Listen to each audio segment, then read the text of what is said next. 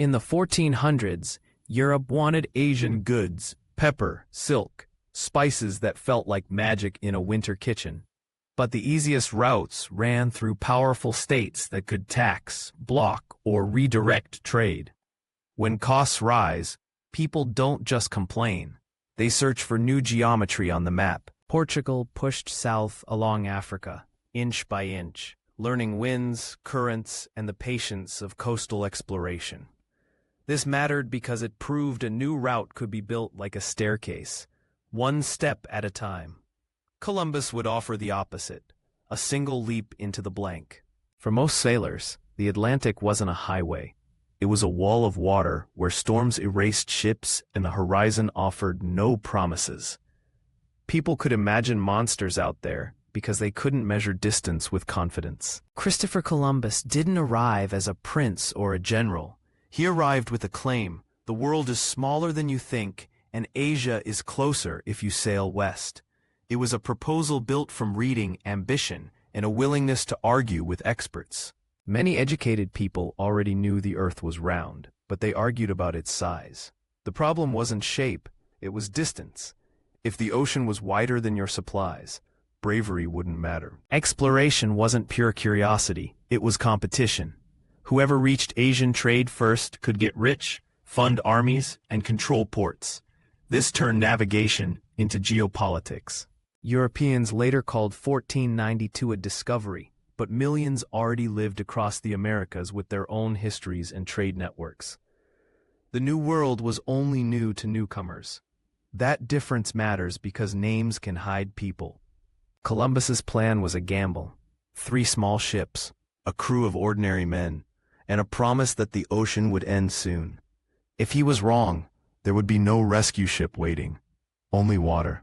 Sailing wasn't random. It depended on winds that behave like invisible roads. The trade winds could push you west, and different winds could bring you back. Understanding that made the Atlantic less like a wall and more like a puzzle. Before they even left, the crew made a quiet bet with their bodies. Can we endure boredom, fear, and hunger without turning on each other? Most voyages fail socially before they fail geographically. The ocean tests morale first. Columbus believed Asia was closer westward than most scholars said. He mixed sources, swapped units, and leaned toward optimistic numbers. In math, small optimism becomes huge danger at sea. Distance depends on units, and units depend on trust. A mile that changes length changes the world. Columbus didn't need to be dishonest to be wrong.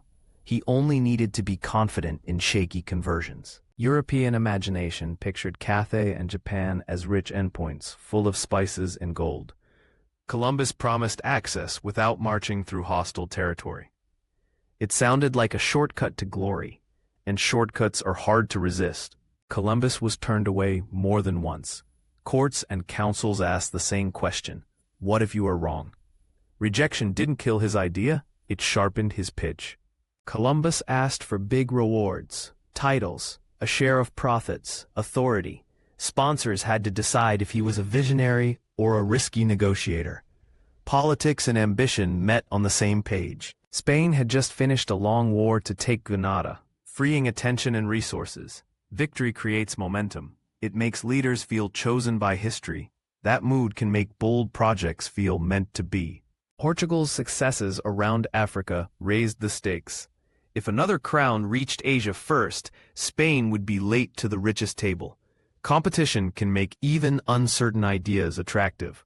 When the crown agreed, it wasn't destiny, it was a calculated risk. The cost was small compared to the potential reward. If Columbus returned with proof, Spain could claim a shortcut and a story. Contracts don't raise sails. Ships need timber, rope, food, water, and men willing to leave land behind. The gap between royal paper and salty reality is where voyages are actually built. Most crewmen weren't dreaming of glory. They wanted wages and survival. Rumors traveled faster than ships. Endless seaweed, storms, falling off the world. Fear doesn't stop a voyage. It rides along and waits. On August 1492, 3 ships, Niña, Pinta, and Santa Maria, left Palos. They weren't giant warships. They were working vessels adapted for risk. History often turns on surprisingly small hardware. They stopped at the Canary Islands to repair and resupply. It's a reminder that exploration depends on maintenance. A broken rudder ends more dreams than any enemy. The Pinta had trouble with its rudder early on, and it had to be fixed. This kind of problem is boring on paper and terrifying at sea. Reliability is the quiet king of exploration. Once they left the Canaries, the horizon stopped offering landmarks. Columbus set course into a space Europeans did not routinely cross. The voyage became an argument with nature. Sailing life is repetition. Pull ropes, adjust sails, scrub deck, check water. Routine keeps panic away because it gives hands something to do. But routine can't answer the big question, how long?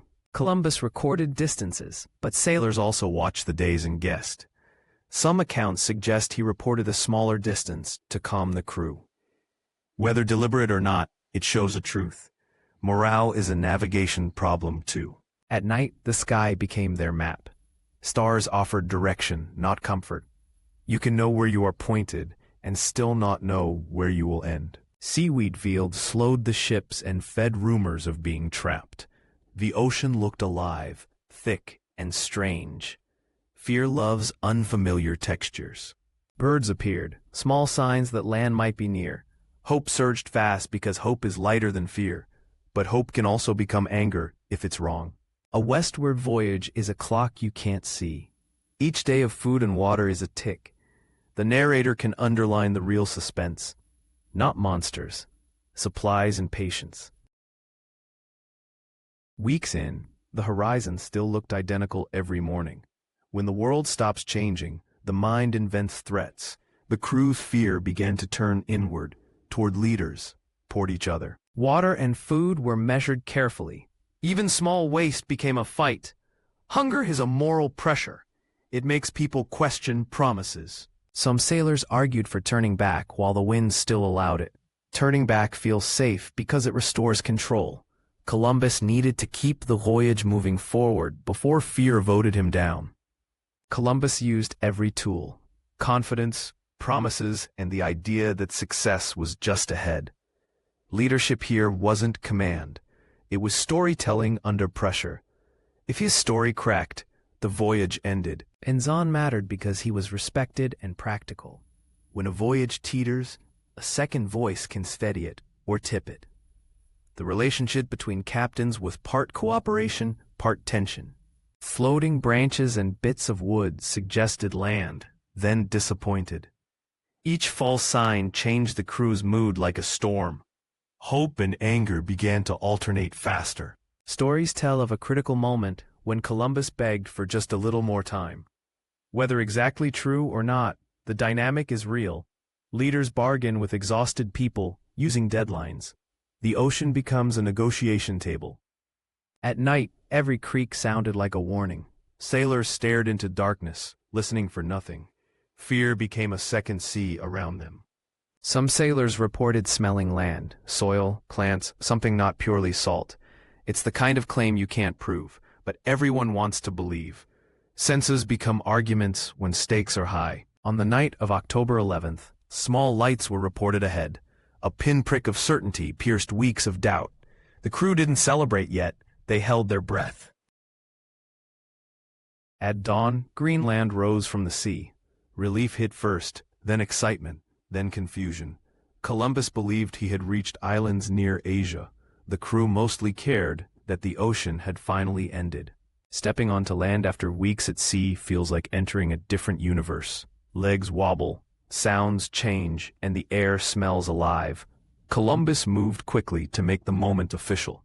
Columbus named the island according to his sponsors and faith. Naming is a kind of claiming. It turns a place into a line in someone else's story. The narrator can gently remind us that local names already existed. The caravels anchored in shallow water like tired animals finally resting. Crew immediately repaired gear, dried clothes, and secured the boats. Discovery is still logistics. Fresh water tasted like victory. Fruit and fish felt like medicine. Small comforts made the journey feel justified, at least in that moment. Columbus and his officers explored, scanning for gold, ports, and signs of Asia. They interpreted everything through their expectations. When you carry a map in your head, you look for it everywhere. Even before deep contact, the environment hinted they were not near China or Japan. The plants, animals, and coastlines didn't match the stories, but humans are skilled at forcing reality into familiar categories. Columbus raised symbols of Spain on the beach. It was theater with consequences, a ritual meant for European politics, performed on someone else's homeland. The crew watched, as if history was being nailed into the sand. Very quickly, the voyage turned from survival to extraction. Tiny bits of metal or ornament became evidence in Columbus's mind that riches were close. One small glint can steer an empire. Back aboard, Columbus sketched new coastlines into European knowledge. The world was already inhabited, but Europe's mental map expanded like a lung taking a new breath. That breath would later become a storm. Small canoes glided toward the ships, with curiosity and caution. For the Taino, these floating wooden cliffs with clock wings were strange. For the sailors, the people were proof the islands were not empty. They exchanged small gifts, beads, food, bright objects, each side interpreting value differently.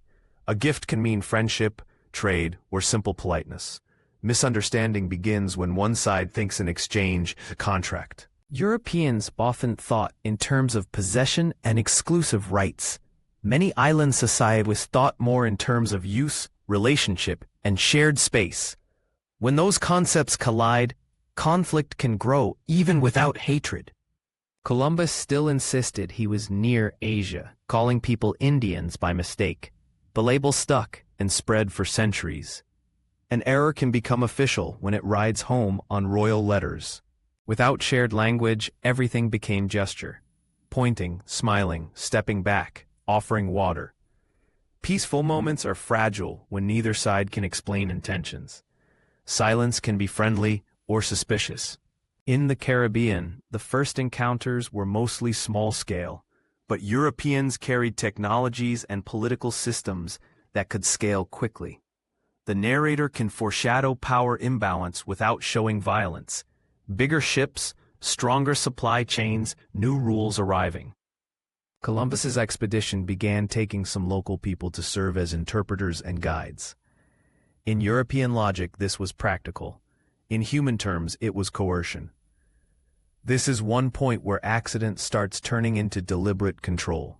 On Christmas night, 1492, the Santa Maria ran aground on a reef. It was a shipwreck created by fatigue and shallow water, not enemy action. But accidents at sea can create permanent consequences on land.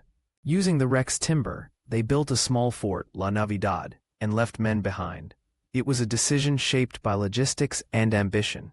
Keep a foothold, gather information, claim presence. A foothold can become a wedge. First contact isn't a single handshake. It's a chain of choices that quickly becomes a new reality. Once a fort exists, once people are taken, once letters are written, the future gains rails it tends to follow. Columbus sailed back with news, samples, and a story meant to impress sponsors. Returning required catching the right winds, proof that the Atlantic is a system, not a void. The ocean that trapped fear now became a conveyor belt for consequences. Storms separated ships and tested the voyage again. At sea, nature doesn't care what you discovered. It only cares about sails, seams, and luck. Columbus returned to court with dramatic news. Isabella and Ferdinand listened with the mind of rulers. What can we claim? What can we control? What can we fund next? A voyage becomes a policy once it enters a palace.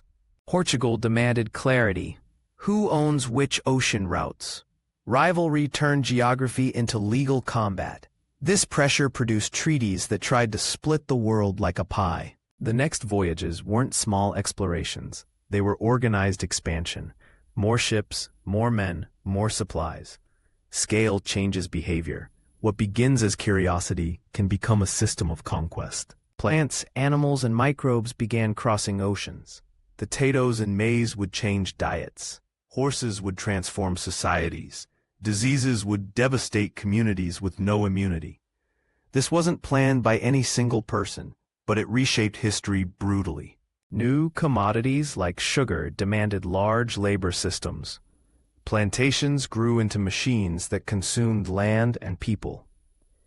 Economic incentives hardened into institutions. Europe's maps filled in rapidly, turning blank parchment into named coasts and claims. But a map can also be a weapon.